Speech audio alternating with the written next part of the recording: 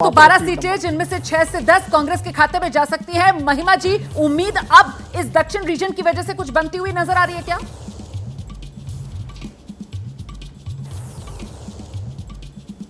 आवाज नहीं आ रही है महिमा जी आपकी। जी जी जी जी आ रही है। मुझे सुन पा रही हैं आप रोमाना जी? जय हिंद। मैं ये कह रही थी कि कांग्रेस ने वहां पर लगभग 40 लाख लोगों को गरीबी से निकालने का कार्य किया है पूरे छत्तीसगढ़ के अंदर। आप देखेंगे कि ग्रामीण क्षेत्रों में 16% से ज्यादा लोग और अर्बन एरियाज में 5% से ज्यादा लोग गरीबी रेखा से ऊपर आ गए हैं। और इसके अलावा जैसा अभी पहले भी जिक्र हो रहा था कि हमारी जो योजनाएं हैं, हमारे आदिवासी हमारा अभिमान का कार्यक्रम रहा है, हमारा जो भरोसे की सरकार का दावा रहा है और वो लोगों की तरफ से उसकी पुष्टि हुई है, तो उसका आपको रिफ्लेक्शन देखने को मिलेगा।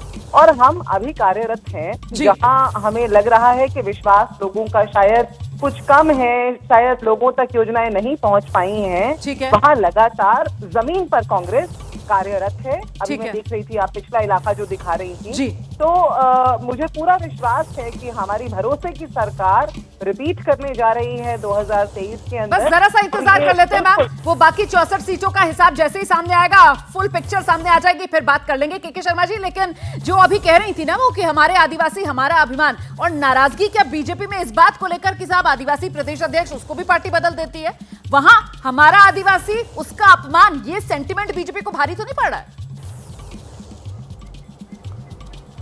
नहीं, पहली बात तो ये बता दूं मैं कि वहाँ से आदिवासी हमारे कैबिनेट मिनिस्टर भी हैं, केंद्रीय मंत्री हैं।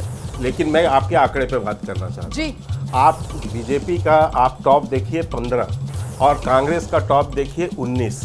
कितने का अंतर है? 4 सीटों का, ये दोनों रीजन में। और पिछली बार का यदि आप रिजल्ट निकालें तो जो 26 सीटें हैं उसमें सिर्फ हमारे पास 1 सीट थी, तो अंतर कितना था? 25 सीटों का। और अभी अंतर आप दिखा रही हैं 4 सीटों का। तो मैं आपके आंकड़े से ये बताना चाहता हूं कि इसका मतलब कि भारतीय जनता पार्टी वहां पर मजबूती से खड़ी है और मजबूती से वो चुनाव जीतने, और मैं ये अब मुझे पूरा विश्वास है कि छत्तीसगढ़ के अंदर अब भारतीय जनता पार्टी की सरकार बनने से के आंकड़े से, ये ट्रेलर से आप पूरी चुनावी पिक्चर का अंदाजा जो लगा रहे हैं टीएस सिंहदेव साहब, यही ट्रेलर के हिसाब से ही पिक्चर साफ होगी, इसी तर्ज पर पूरी पिक्चर, या कोई ट्विस्ट आना बाकी? टीएस सिंहदेव जी, मेरी आवाज मिल रही है सर आपको? जी, आपकी आवाज आ रही?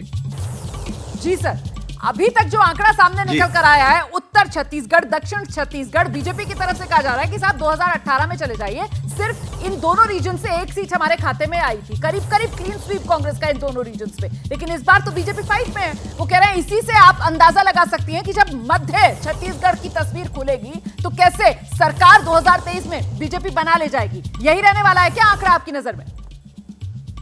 मेरी सोच में इस बार का जो चुनाव का परिणाम है ये मैदानी इलाका करेगा।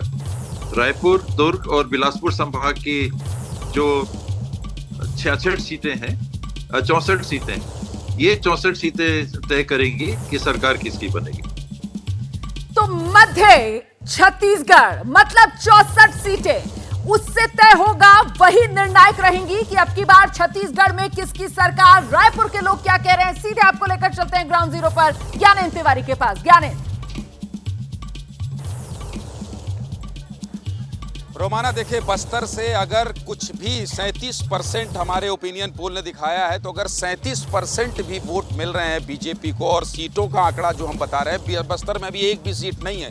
एक उपचुनाव हुआ था जिसके बाद से एक ही सीट, रवि मुझे अगर मैं गलत नहीं हूं तो एक ही सीट वहां पर थी, वो दंतेवाड़ा वाली, और उपचुनाव के बाद वो भी भानुप्रतापपुर कांग्रेस के पास चली गई थी। तो निश्चित तौर पर बीजेपी की बढ़त यहाँ से भी और सरगुजा से, और अभी चुनाव में 3 महीने का वक्त है, लेकिन फिर भी जनता क्या कहती है इनसे पूछ लेते हैं। आप कहाँ हैं ना, 3 में है 13 में? हाँ, बहुत सही आपने जवाब दिया कि भाजपा और कांग्रेस को डिबेट में भी दिखा रहे हैं कि इतनी सीट सरगुजा, इतनी बस्तर मिल रही है। पर मैं आपको बताना चाहता हूँ ज्ञानेंद्र भाई, कल हमारे प्रदेश पूरे राष्ट्रीय संयोजक और दिल्ली के मुख्यमंत्री अरविंद केजरीवाल जी और पंजाब के मुख्यमंत्री भगवंत मान जी दोनों आए थे, और उन्होंने जो 10 गारंटी दी छत्तीसगढ़ के लिए, वो हमारे छत्तीसगढ़ के लिए वरदान है। भाजपा और कांग्रेस इनका माने, इनकी अगर माने, इनकी माने, आ रहा हूँ बीजेपी के पास। हाँ, बोलिए। ये क्या गारंटी देंगे? दिल्ली में नहीं दे पाए, इनके मंत्री के जेल में, मनीष सिसोदिया जेल में। इकलौती सरकार है जो 5 साल बाद जब चुन के आती है तो पहले दिन से कहती है इकलौती सरकार है कि सारे मंत्री जेल में इनके, इकलौती सरकार है ये, सारे मंत्री कहाँ से ला के देंगे वो बताएं, गारंटी कहाँ से ला के देंगे? नुकसान हो रहा है, कांग्रेस को नुकसान हो रहा है। नहीं बिल्कुल नुकसान नहीं हुआ है।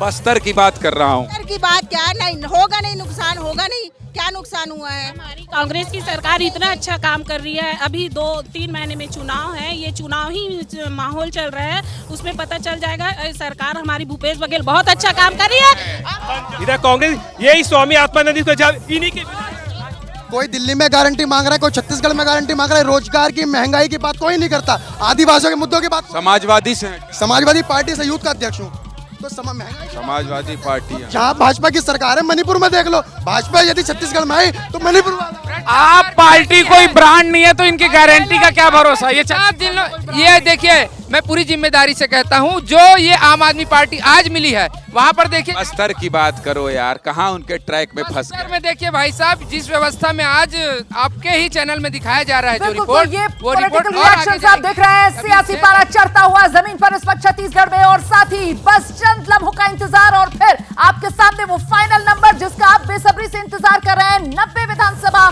की सीटें हैं छत्तीसगढ़ की, 46 जादुई आंकड़ा है। अब की बार कौन करेगा जादुई आंकड़ा पार? जैसे ही घड़ी का काटा दोपहर 2:30 पे आए, बबीता जी का दिल सास बहू साजिश के लिए मचल जाए। और ये है इनकी बहू, पूरे दिन ऑफिस की टेंशन हो जाए गॉन जब ये करें अपना फेवरेट शो फ्री टाइम पे ऑन। इनकी तरह आप भी देखें अपना फेवरेट शो अपने टाइम पर और डाउनलोड कीजिए एबीपी लाइव ऐप अपने स्मार्ट टीवी पर।